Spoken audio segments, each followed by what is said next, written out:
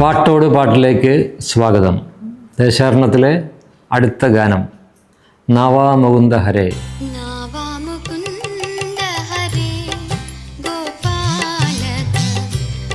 കേട്ടിട്ടുണ്ടാവും ഒരുപാട് പ്രാവശ്യം അല്ലേ?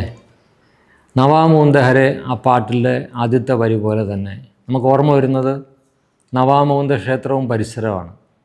ഭാരതപ്പുഴയുടെ തീരത്ത് ബ്രഹ്മ വിഷ്ണു മഹേശ്വരന്മാരുടെ സംഗമസ്ഥാനം. ഒരു വശത്ത് തിരുനാവായ അമ്പലം, മറുവശത്ത് ശിവക്ഷേത്രം, മറ്റൊരു വശത്ത് ബ്രഹ്മക്ഷേത്രം.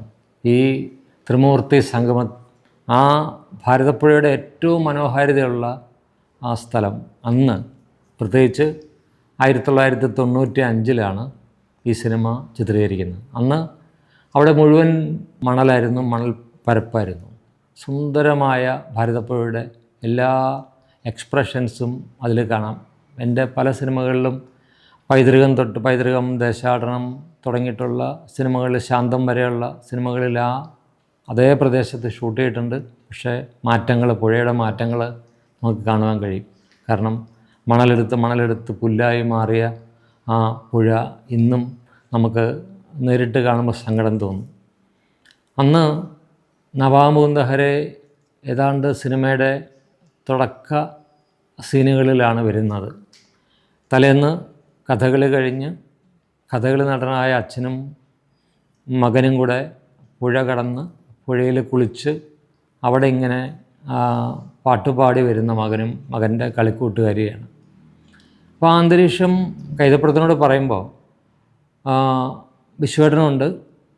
അവർ ഒരുക്കിയ ഗാനം അല്ലെങ്കിൽ ആ ട്യൂൺ അതിമനോഹരമാണ്. കാരണം ഒരു പ്രഭാതത്തിൻ്റെ എല്ലാ ഉണർവും തോന്നുന്നു, ഒരു അമ്പല പരിസരം നമുക്ക് ഫീൽ ചെയ്യുന്നു, ഒരു പുഴയോരം ഫീൽ ചെയ്യുന്നു. ഇതെല്ലാം തോന്നുന്ന, ഇളകുന്ന അരയാലിൻ്റെ അതൊക്കെ ഇലകളുടെ ആ ഒരു വിഷ്വൽ ബ്യൂട്ടിയൊക്കെ നമ്മളുടെ മനസ്സിലേക്ക് വരികയാണ്.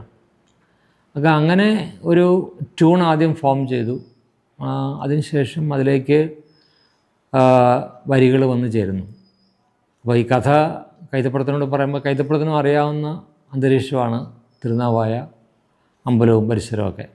അങ്ങനെ കൈതപ്രം തുടങ്ങി. കൈതപ്രത്തിന് അങ്ങനെ ഒരു വലിയ കഴിവുണ്ട്. എൻ്റെ ആദ്യ സിനിമ വിദ്യാരംഭത്തിൽ ഒരു ഗാനം തുടങ്ങിയിരിക്കുന്നത് ഉത്രാളിക്കാവിലെ പട്ടോല പന്തലിൽ കുളിരമ്പുളി വളയങ്ങൾ തോരണമായിരുന്നു. കാരണം എൻ്റെ ഗുരുനാഥൻ ഭരതേട്ടൻ്റെ അമ്പലമാണ്, അദ്ദേഹത്തിൻ്റെ ആത്മാവ് പോലെ ചേർന്ന് നിന്ന അമ്പലമാണ് ഉത്രാളിക്കാവ്.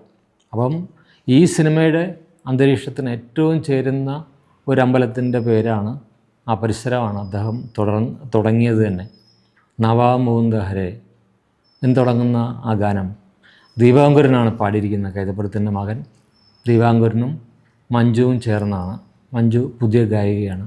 അങ്ങനെ ആ കുട്ടികൾ ആ ഗാനം പാടിക്കൊണ്ട് പുഴയുടെ തീരത്തൂടെ പോകുന്ന ദൃശ്യം പകർത്താൻ എനിക്ക് വളരെ എളുപ്പമായിരുന്നു. കാരണം എനിക്കറിയാവുന്ന അന്തരീക്ഷം, അതുപോലെ തന്നെ പ്രഭാതങ്ങളിൽ അപ്പുഴയുടെ ഭംഗി, മണൽ എടുക്കാൻ ലോറികൾ വരുന്നതിന് മുമ്പ് ഞങ്ങൾ ചെല്ലും ഷൂട്ട് ചെയ്യാൻ.